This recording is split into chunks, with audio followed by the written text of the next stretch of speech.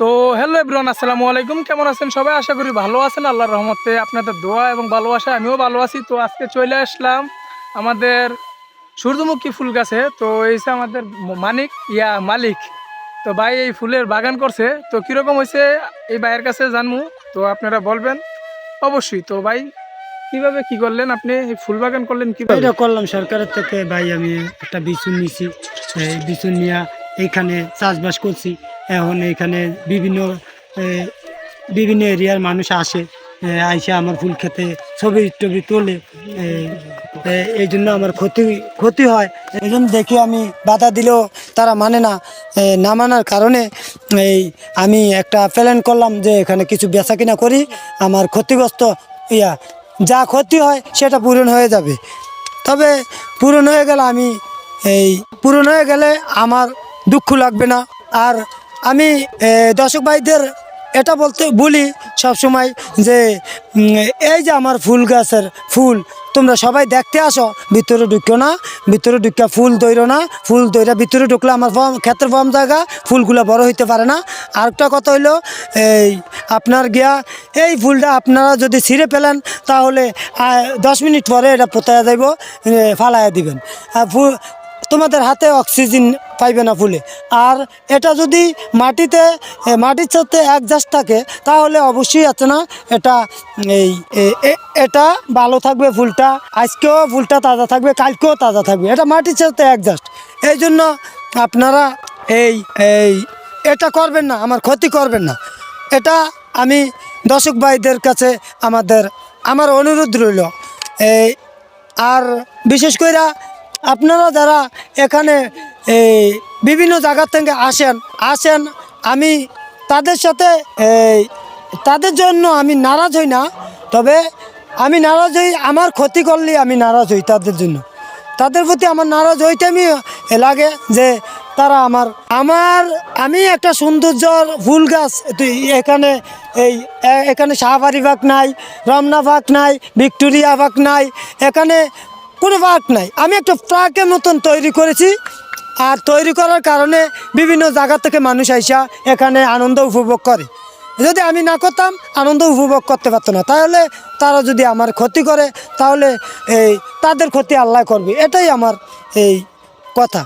আর বিশেষ করে আর কি বলবো, যারা বুঝেন না তারা তো আমার বাসা কি করে আমি বুঝাবো তাদেরকে জানি না।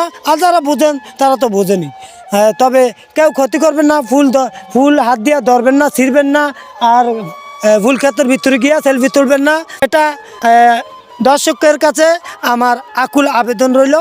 আসলে কি এলাকাতে যদি কোনো আছে না পটাক না থাকে, ভালো ফসলের কোনো এই ইয়া না থাকে, তাহলে যদি হঠাৎ করে একটা ফসল এরিয়াতে আনা হয় তাহলে আমরা যদি সেটা চাষবাস করি তাহলে ভালো সেটার দৃশ্য দেখা গেলে বিভিন্ন এরিয়ার পোলাপান এসে সেই ফসলগুলোকে ক্ষতিগ্রস্ত করে। কেউ সেলফি তুলে ভালো দেখা যায় বলে, আবার কেউ দেখা গেছে যে ফুল ছিঁড়ে নিয়ে যায়, কেউ দেখা গেছে যে এটা ভিতরে ঢুকিয়া ফুল গাছ ভাঙ্গা ফেলায়। এখন দিন বইরা কাজ থুইয়া আমার দিন বইরা ফুল গাছ পরে দিতে হয়।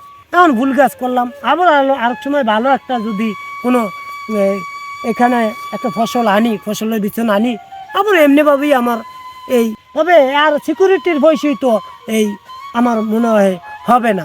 যদি ফসল এমনিভাবে নষ্ট করে সিকিউরিটির 3 মাসে দিতে হইব আমার 3-15 45,000 টাকা। আমি ফুল বেচমু কয় টাকা? ঠিক আছে। এখন আমাদের এরিয়ায় আমাদের এই প্রজেক্টের মধ্যে যদি আরো কিছু চাষিরা এরকম ধরনের কিছু উন্নত মানের ফসল চাষবাস করত তাহলে হয়তো আমার ক্ষতিগ্রস্ত আমি কম হইতাম, আমার ক্ষতি হইতো কম।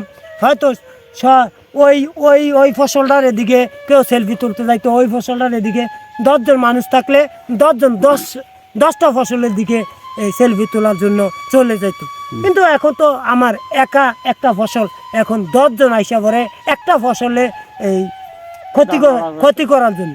এখন আমার ভাই এটা আমি 10 থেকে 12 হাজার টাকা আমার খরচ হয়েছে। যে হিসাবে হয়তো সরকার আমাকে বিছনটা দিয়েছে বলে আমার ততটা বেশি আমার পকেট থেকে খরচটা লাগেনি। আমি যে হিসাব করছি সরকার আমাকে 1 থেকে 1.5 বস্তা সারই দিছে, এরপরে এর ভিতরে ভিটামিন অনেক কিছু দিছে, ওষুধ অনেক কিছু দিছে, এটি ব্যবহার করছি এবং আমি কিনেও আসলে সার দিছি। এবারে এর ভিতরে আমি নিড়ি দিছি, নিড়ি দেওয়ার পরে আবার ঘাস উঠছে, ঘাস আমি নিড়ে শেষ করতে পারি নাই, এটি পরিষ্কার করতে পারি নাই, আবার হিরা উঠছে। এখন আমার পরিষ্কার করতে পারি না, এই কারণে আমার ওই এইটার এই সাইডে কতটুকু আমার মরিচ ক্ষেত আছে, ওইটা আমি পরিষ্কার করতে করতে আমি আটকে গেছি। আমার কাছে অত পরিমাণে টাকা নেই, এই জন্য আমি বদলি কামলাও নিতে পারি নাই। এটা হাফ বেলা নিরাইলে আর হাফ বেলা আমার এই ফুল খেতে করে দিতে হয়, আর আমি এই ক্ষতিগ্রস্ত হয়ে আমার ফসল দুটোটাই আমি মাইর খেয়ে যাইতে আছি। আর আমি এই কাজ করি আমার পরিবারের নিয়ে আমি জীবনযাপন করি, আর এই ক্ষতি করে। এখন এটার ব্যবস্থা যদি সরকার নেয়, আমার এই ক্ষতিগ্রস্ত হওয়ার কারণে যদি সরকার আমাকে কিছু হেল্প করে, তাহলে সরকার করতে পারে। অবশ্য তোমার কি ইনভয়েসের ফলা পায় না, ফুলগুলা নেয় না ইনভয়েসের সেরিরা নেয়? এখানে আমি আপনি যা বলেছেন, এখানে বিশেষ করে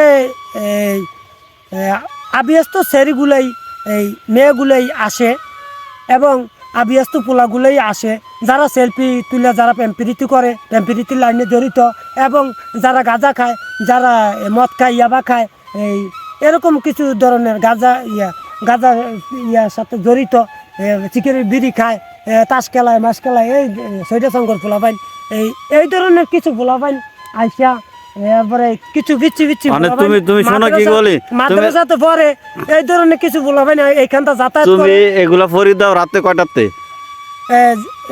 আমি বলে লই, যাতায়াত করে ওই ধরনের পোলাপাইনি আমার এই ক্ষতি করে। আর এখানে আমি বিশেষ করে আমি এই বাজারের, এইখানটা বাজারে যায় মানুষ, এই বিলের এই তেল সফর দিয়া এই বাজারে যায়, বাজারে 10টা বাজে বাজার বন্ধ হয় বিশেষ করে, তো 10টা বাজে মানুষ এইখানটা আবার আসে।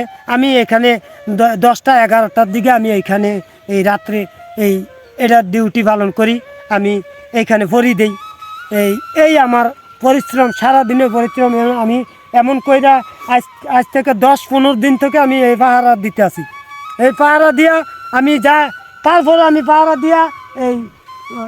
দিয়া ঠিক রাখতে পারি নাই। আমার অনেক ফুল নষ্ট হয়েছে, আমার অনেক নষ্ট হয়েছে, এই যে পরিশ্রম নষ্ট হয়েছে, আমার কাম নষ্ট হয়েছে, অনেক কিছু নষ্ট হয়। আমি বাড়িতে সময় দিতে পারি না, আমার বউর হাতে কথা শুনতে হয়। দিন বইরা বাড়ি থুয়ে বাইর কি কাম নাই, বাইর কি নাই, বিভিন্ন ফতুয়া টান দিয়ে আমাকে কথা বলে, এবং আমি বিভিন্ন এই নিয়ে আমার বক্তব্য শেষ করলাম। তবে তারেক জিয়া জয় হোক, জিয়াউর রহমান ওমর হোক, এটাই নিয়ে আমি আমার বক্তব্য শেষ করলাম। আল্লাহ হাফেজ, বাংলাদেশ জিন্দাবাদ, জয় হোক, বিএনপির জয় হোক।